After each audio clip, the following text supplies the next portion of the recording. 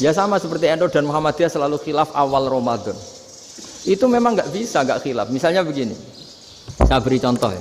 Karena kadang yang khilaf juga nggak pernah belajar. Lucu kan? Tak beri contoh ya. 2001 itu abad keberapa coba? Tahun 2001. Abad 21 abad 20? Abad 21. Jadi meskipun terpaut 1 tahun, padahal abad itu 100 tahun. Nah, pikirannya orang-orang Muhammadiyah seperti itu. Hilal kalau sudah melewati garis ufuk, meskipun setengah derajat atau 1 derajat itu sudah ikut bulan berikutnya. Sehingga ya sudah, meskipun sekian derajat sudah dianggap Ramadan. Nah, pikirannya orang NU enggak. Harus ru'yah bil fi'li. Itu sebetulnya lagi-lagi sebenarnya enggak masalah NU dan Muhammadiyah, itu di kitab-kitab ya seperti itu. Kita ini enggak biasa goblok ya. Artinya kita yang keluarga kiai tahunya kunut mazhab Hanafi, enggak kunut mazhab Syafi'i. Tapi tahu-tahu ini mazhab NU, ini mazhab itu aneh itu menurut kita ini anggap aneh. Mana ada Muhammadiyah jadi mustahid, mana ada NU jadi mustahid. Jadi sebetulnya orang tahu semua lah kalau Abu Hanifah itu tidak kunut, Imam Syafi'i itu kunut. Imam Syafi'i pernah main di masjidnya Abu Hanifah ya tidak kunut, ditanya kenapa tidak kunut? Jenengan itu presiden kunut, tidak sanggup mati Abu Hanifah. Dulu ya biasa aja. Sekarang geger, ya karena tidak punya kegiatan. Sebenarnya itu nggak masalah, mulai dulu biasa. Saya teruskan ya. Nah, menurut mayoritas ulama nunggu ru'yah bil fi'li. Ru'yah bil fi'li itu gini. Mata telanjang bisa melihat karena agama ini menggantungkan perintah itu sama melihat. Kalau kamu tidak melihat itu bagaimana kena hukum? Ibarat gini, Pak Rektor datang ke rumah saya tapi saya nggak tahu. Kena nggak saya hukum harus menghormati? Dia datang nggak sembunyi-sembunyi. Saya kena hukum harus menghormati ya kalau melihat, kalau enggak ya enggak. Tapi Pak Rektor tetap bilang, tapi saya hakikatnya datang, jadi saya datang itu. Itu kan ribet. Akhirnya ya sudah, itu nggak ada khilaf sampai mati ada khilaf karena yang satu menggantungkan hukum itu digantungkan sama tahu. Kalau tidak tahu ya, misalnya baju saya ini hakikatnya ada najis, pas sholat saya tidak tahu.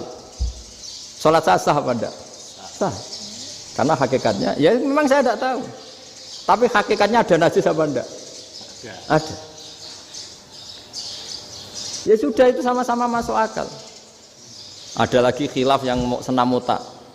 Fasyamu salasati ayamin fil haji wa sab'atin idza raja'tum. Singkat cerita ada satu pelanggaran haji yang kata Allah kafarohnya itu puasa 3 hari sama 7 ketika kamu pulang, idza raja'tum, ketika kamu pulang. Dalam mazhab Syafi'i yang namanya pulang itu yang haji sudah sampai rumah. Di mana-mana pulang itu ya sampai rumah. Dalam mazhab Abu Hanifah enggak, ketika orang sudah balik kanan dari Arab Saudi, dari Mekah, ya namanya sudah pulang. Misalnya gini, ini Pak Rektor pamit saya, Pak Haris. Gus, Pak Haris mana? Ya sudah pulang kata saya, padahal sampai pandangan sampai depan. Tapi bagi keluarganya belum pulang. Lalu idza raja'tum ketika pulang itu bahasanya siapa? Bahasa istrinya apa bahasa yang ditamoni? Kamu ditamoni orang, terus tamunya mana? Sudah pulang. Tapi tanyakan istrinya, belum pulang. Jadi khilaf-khilaf gini kok jadi geger itu kan goblok banget maksud saya itu. Jadi biasa, gini itu biasa. Jadi ya karena memang ini bukan masalah akidah, ini masalah furu'iyah, masalah fikih itu masalah furu'iyah. Mau tidak mau harus beda. Misalnya di sholat juga gitu. Wa ayu qu'udin qu'adal musolli sokhat sholatu. Duduk dengan gaya apapun itu sholatnya sah.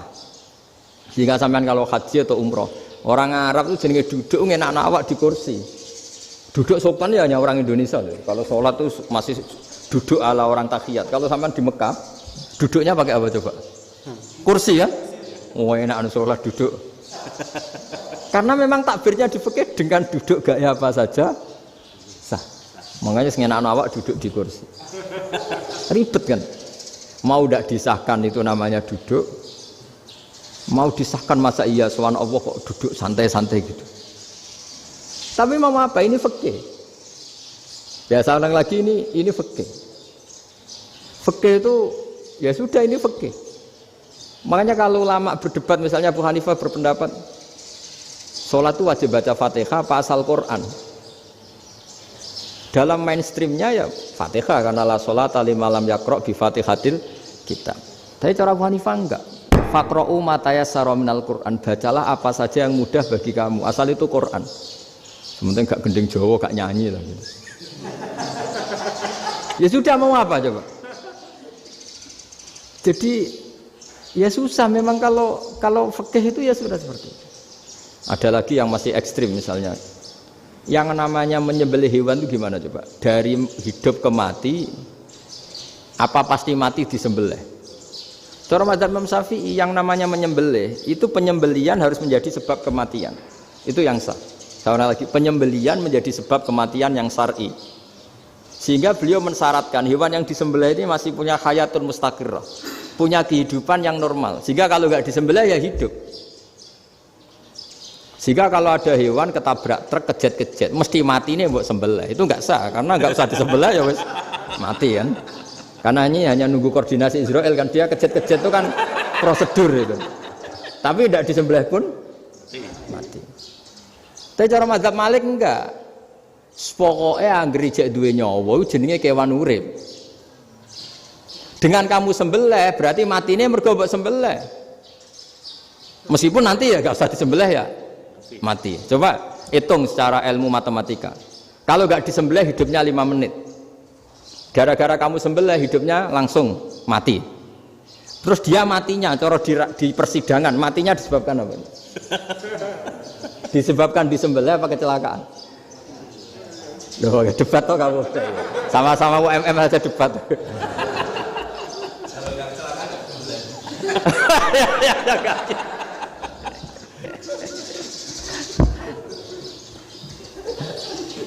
Loh, saya pernah mas ngalami nyata itu, saya jalan-jalan sama anak saya pakai motor, sampai di jalan raya gitu ada ayam jago ketabrak mobil, kejet-kejet.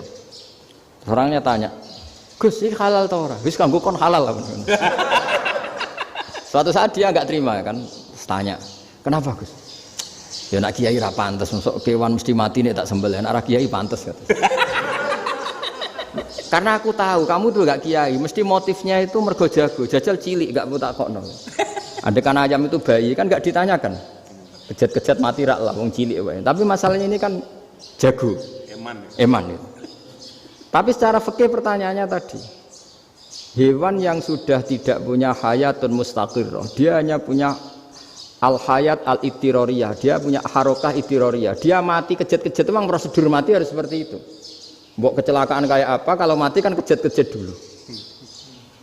Nah ketika kejet-kejet ini pertanyaannya ini kan hidup apa mati namanya? Enggak, namanya hidup apa mati? Pas kejet-kejet itu hidup. Cara Imam Malik itu hidup. Ya sudah, kalau hidup disembelih ya halal. Karena misalnya nanti kalau nggak disembelih matinya kan 2 menit lagi, gara-gara disembelih mati sekarang. Tetap penyebab kematian itu nyembelih. Penyembelian ini sebab kematian. Tapi kalau Imam Syafi'i enggak, cara berpikir wes nemen, paling roh besok kaget langsung mati. Kalau gitu berarti kamu nyembelih barang mati. Jadi fikih itu kadang unik. Makanya ketika ngitung fikih itu unik ya. Orang keluar mani wajib apa? Mandi kan. Terus Imam Syafi'i ditanya, kenapa kalau orang kelahiran juga harus mandi? Namanya nifas. Fa innal walada waliyun munaqidun. Ya, anak ya mani yang menggumpal. Bedanya apa anak dengan mani itu? Jadi fikih itu ya kadang lucu, di rungok-rungokno tenan juga lucu. Keluar mani wajib mandi. Berarti kalau keluar anak ya wajib mandi karena hakikatnya anak adalah mani yang mengkristal. Terus usia ono dadi dosan macam-macam itu kan hakikatnya mani. Itu fikih. Nah, terus ditanya, kenapa kalau lahir langsung mati tidak wajib disolati? Ya jawabannya Mas Syafi'i lucu. Di mana-mana sholat itu nyolati mayit. Yang namanya mayit itu pernah hidup terus mati. Kalau itu tidak mayit ya sudah. Jadi kadang, nah iya kan disebut sholat mayit. Yang namanya mayit itu apa? Pernah hidup. Nah ini kan tidak pernah hidup. Maka ya sudah seperti itu. Jadi nggak khilaf itu tidak mungkin. Nah, kalau qit'atul lahmin, kalau hanya potongan daging, mungkin wah itu tidak manusia karena qit'atul lahmin. Sekarang pertanyaannya, kalau sudah berbentuk manusia, meskipun tidak pernah hidup, nah ini mulai perdebatan karena melihat tidak pernah hidup itu nggak memenuhi syarat, tapi melihat ini sudah suratu adamiyin, bentuknya sudah. Nah kira-kira gitu perdebatan fikih. Makanya dulu awal mula zaman sahabat itu sudah debat. Masyhur kan Nabi ada kontingen ke Bani Quraidah. Ya kalau kira-kira saya minta Pak Rektor kamu jangan kalau ke Malang jangan sholat asar kecuali sampai Tuban. Sebelum Tuban ternyata matahari mau tenggelam. Terus Pak Rektor milih wah sudah sholat di Bulu. Padahal belum Tuban. Padahal saya bilang jangan sholat asar kecuali di Tuban. Yang Pak Haris enggak tetap sholat di Tuban meskipun matahari sudah tenggelam. Karena Nabi menyebut Tuban. Singkat cerita, zaman itu kan Bani Quraidah. La tusolliyanal asra illa fi Bani Quraidah. Kalian semua jangan sholat asar kecuali sampai Bani Quraidah. Ternyata di tengah perjalanan matahari sudah mau tenggelam, kira-kira kurang 2 menit atau 3 menit. Sahabat-sahabat sudahlah kita sholat asar di sini. Kalau sampai sana pasti sudah tenggelam. Separuh sholat. Yang separuh enggak, kata Nabi harus di Bani Quraidah. Ya sudah nunggu di Bani Quraidah meskipun matahari sudah tenggelam. Singkat cerita dua kelompok ini matur, ya Rasulullah kita ngalami ini perdebatan gini-gini. Di semua riwayat di hadis-hadis sahih disebut falam yu'annif wahidan minhuma. Nabi tidak menyalahkan salah satunya atau enggak menyalahkan dua-duanya. Itu bahasa Indonesia juga ribet, yang benar gimana itu? Enggak menyalahkan salah satunya, apa enggak menyalahkan dua-duanya? Gimana bahasa benarnya? Salah satunya. Salah satunya itu dua-duanya? Ya. Enggak, kalau bahasa Indonesia tidak menyalahkan Kedua-duanya. Kedua-duanya apa salah satunya yang benar? Kedua-duanya. Kedua-duanya. Bahasa Indonesia itu ya kadang ruwet ya. Orang pinter kayak Pak Habibie itu namanya ya orang luar biasa.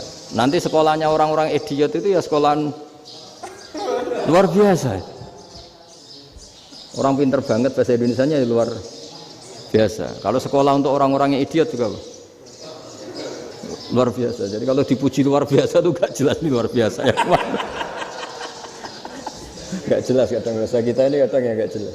Nah itu gak menyalahkan dua-duanya apa salah satunya? Keduanya. Tidak menyalahkan kedua-duanya. Misalnya dibahasakan gak menyalahkan salah satunya, benar apa salah? Benar. Benar, ya sudah benar semua.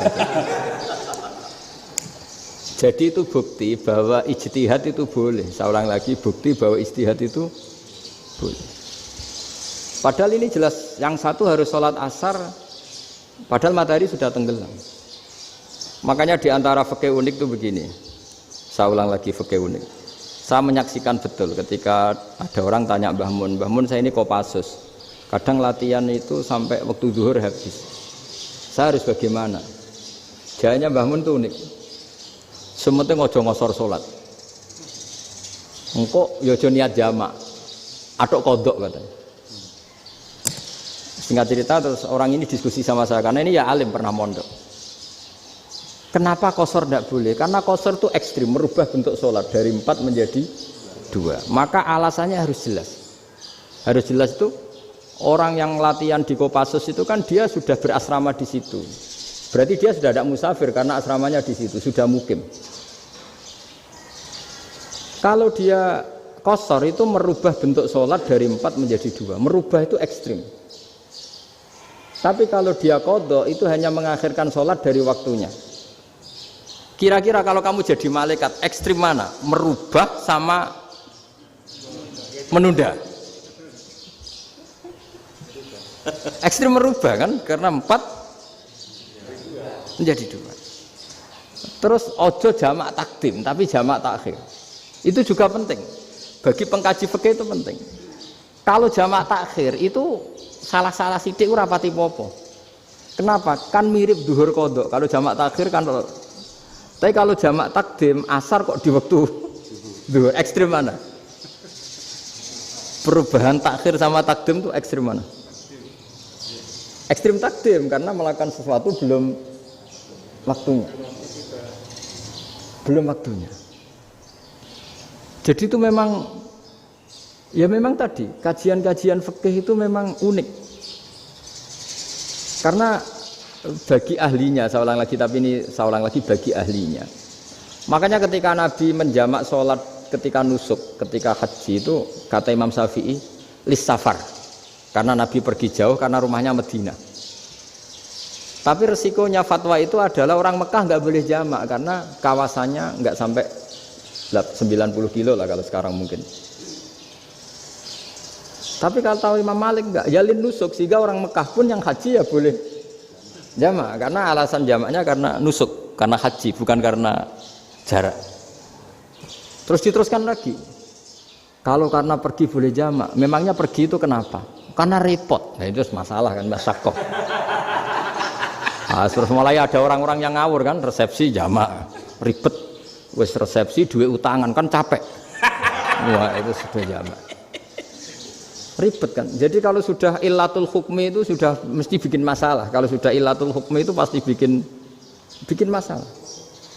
Nah, pertanyaannya, jamak itu masih gampang karena bentuknya sholat masih 4. Yang ekstrim kalau qasar karena bentuk sholat 4 menjadi 2. Maka kata Mbah Mun pesennya, nak kue ra mesti benere, jika alasan itu tidak mesti benarnya. Pokoknya sementing tidak qasar katanya. Juga tidak jamak takdim karena qasar ini kan merubah bentuk sholat kan ekstrim. Jamak takdim juga ekstrim karena mendahulukan sholat sebelum waktunya. Kalau jamak takhir kan biasa, kalaupun salah kan mirip kodok. Ya mirip kodok biasa kan. Nah ini saya cerita, jadi fikih itu bagi ahlinya itu memang punya konsekuensi yang seperti itu. Makanya pertanyaannya misalnya, bagaimana hukumnya penyembelihan lewat mesin? Ya ribet kan. Bagaimana nyembelih dari apa ini? Belakang. Saya baca di kitab-kitab nyembelih dari belakang itu ya hukumnya tetap boleh asal apa itu hulkum dan mari itu terpotong. Tapi pertanyaannya, jangan-jangan ayamnya sudah kaget dulu karena uratnya ini. Makanya perlu ditanya ahli medis, setelah uratnya tercabut ini jangan-jangan sudah berstatus mati. Kan potensi ketika dipotong dari sini, potensi sudah berstatus mati. Makanya, nah kalau misalnya menyembelih dengan dibaca, plak gitu langsung mati gimana? Itu tetap ada dokhtoh, kalau dalam bahasa fikih dokhtoh. Dia terkaget, begitu, ada dokhtoh karena nggak bisa bernafas terus mati. Berarti kelangsungannya bangkai. Jadi orang yang pengkaji fikih itu ya seperti itu, memang itu yang ditekuni. Tapi kita sebagai orang awam ya tadi, nak sing kecelakaan iku wedhus ta ayam jago ngeman, tapi nak pitik cilik ikhlas.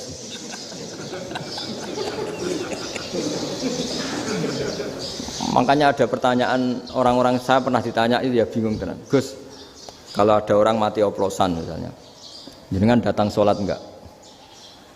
Ya datang sholat kan, dia orang mukmin, saya tetap sholat. Kenapa? Ya kan matinya oplosan. Tapi andekan tokoh yang mati, kamu sholat enggak? Ya sholat kan dia tokoh. Jadi ribet. Fikih itu ribet. Makanya Imam Nawawi nanti ngendikan gini. Ada orang ngundang Nabi, ya Rasulullah, saya mohon nyolati ini. Nabi tanya, punya utang enggak? Punya. Nabi, saya enggak mau nyolati mayit yang punya utang. Terus ada sahabat datang, ya Rasulullah, utang itu tak ambil alih kami. Berarti dia sudah tidak punya utang. Terus Nabi kerso nyolati.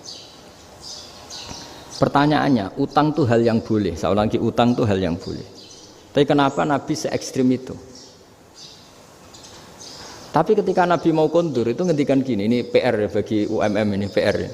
Nabi sebelum kondur bilang gini, sallu ala sahibikum. Jong saya tidak nyolati ini, tapi tolong ini disolati. Terus kata Imam Nawawi, dianalogikan atau dikiaskan siapapun pelaku dosa besar atau mati dalam keadaan tidak benar, misalnya pas dugem mati, pas oplosan mati, itu sebaiknya tokoh-tokoh itu enggak nyolati karena nanti dianggap penghormatan. Misalnya Ketua PP Muhammadiyah, rektor nyolati wong mati oplosan, kan keren. Mati oplosan disolati rektor. Ya sudah, tapi kalau nggak disolati nanti ada tradisi yang keliru, yaitu janazatul muslim tidak ngalami disolati. Padahal siapapun yang muslim, janazahnya harus disolati. Makanya setengah-tengah ya rasa rektor lah, bu satpam, bu satpam kudu tetap ada yang sholat gitu. Itu kata Imam Nawawi. Jadi ketika ada orang mati nggak benar, itu sebaiknya tokoh-tokohnya nggak ikut nyolati, tapi awamun nas, orang kebanyakan ikut sholat. Jadi fikih itu agak jelimet karena tadi ketika tokoh ini nyolati, pertanyaannya bedanya apa mbek sing mati ning masjid mbek mati oplosan? Karena sama-sama semua orang nyolati, kan tidak ada sanksi sosial itu. Tapi ketika nggak disolatkan sama sekali, wah lebih parah lagi. Ini ada janazatul muslim tidak disolati. Sehingga kata Imam Nawawi, ini hebatnya Nabi tengah-tengah. Jadi Nabi kundur, jong saya ada nyolati, tapi shollu ala sahibikum. Ya tapi ini kamu harus nyolati. Kata Imam Nawawi, orang yang mati bunuh diri, orang yang mati oplosan, orang mati secara enggak benar itu asal dia muslim tetap wajib disolati, karena sholat ini hakul muslim. Kan seorang muslim diantara haknya apa? Ketika mati dikafani, dimandikan, disolati. Tapi ini masalahnya matinya pas murtakibul kabiroh, pas melakukan dosa besar. Dan itu sebab kematiannya. Kalau dia oplosan, kan sebab matinya ya karena oplosan. Ya kan terus ribet. Mau disolati oleh, apalagi misalnya kita ketua ulama, punya terkenal wali, wah keren, mati oplosan itu disolati wali, kan ribet kan. Nanti yang repot malaikatnya. Itu ya, ini yang nggak kata bahaya. Saya pernah baca kitab itu yang repot malaikatnya. Itu ada yang bilang gini, orang yang punya hutang itu pasti nanti hisabnya berat, diaudit malaikat sampai bisa nyaur hutangnya. Sementara malaikat kena konstitusi, kalau Nabi mendoakan harus mustajab. Ini kan ada dua hukum yang berlawanan. Sekali Nabi berdoa, wa maghfir lahu warhamhu, itu harus dituruti malaikat. Nggak boleh doanya Nabi nggak dituruti malaikat. Sementara aturan Islam juga harus dituruti, bahwa orang yang punya hutang harus tersandra oleh hutangnya. Tapi nak sing dunia Pak Haris kan, nggak TNO. Nggak ngefek gitu. Jadi misalnya Pak Haris dungo sampai nangis semua maghfir lahu kan, nggak ngefek. Malaikat nggak itu, nggak sudah lah Ustaz. Sartir. Tapi kalau Nabi yang berdoa kan harus diturutin, ini masalahnya kan itu. Nah kalau diturutin berarti hutangnya harus bebas. Padahal secara aturan harus tersandra karena punya hutang. Nah, nanti sama kalau yang mati oplosan ini yang doain wali, kok wali sampai Allah maghfir lahu, doanya wali kan harus terkabul. Sementara secara hukum dia harus kena sanksi karena oplosan tadi. Daripada ngerepotno malaikat, sudahlah wali-wali ini tidak usah ikut nyolatin. Yang nyolati ya orang-orang nggak jelas ini, sehingga kan malaikat kan santai aja kalau mau nyiksa. Loh tapi kan sudah didoain, nggak ngefek. Karena doanya orang-orang nggak penting. Itu ada tuh di sarah Muslim itu. Di sarah Muslim di bab ketika Nabi ngintikan babu qauli Rasulullah sallallahu alaihi wasallam sallu ala sahibikum. Jadi belajar fikih itu asik ya. Karena tadi harus dipelajari. Kalau enggak ilmu ini hilang. Terus nanti takutnya lagi ilmu fikih itu direduksi sosial. Terus misalnya gini, pepe wong cilik wae kiai-kiai ra gelem nyolati. Orang melihatnya ini karena yang oplosan wong cilik wong melarat ra disolati. Jajal bupati ya disolati, mergo amplopnya gede-gede kan terus ruwet kalau dianalisis gitu kan ruwet. Makanya kenapa saya harus ngomong fikih supaya semuanya itu enggak didudukkan urusan sosial itu. Nah kalau semuanya didudukkan sosial kan sentimennya sentimen sosial. Ribet. Padahal yang sering mati oplosan itu kan wong-wong cilik gitu loh, karena tadi kalau wong sugih kan pakai whisky yang mahal yang insya Allah tidak mati kan gitu. Yang mati kan ya mergo Pertos macam-macam itu kan. Artinya ini kalau nggak diterangkan secara fikih, kiai-kiai yang nggak datang dikira masalah sosial kan.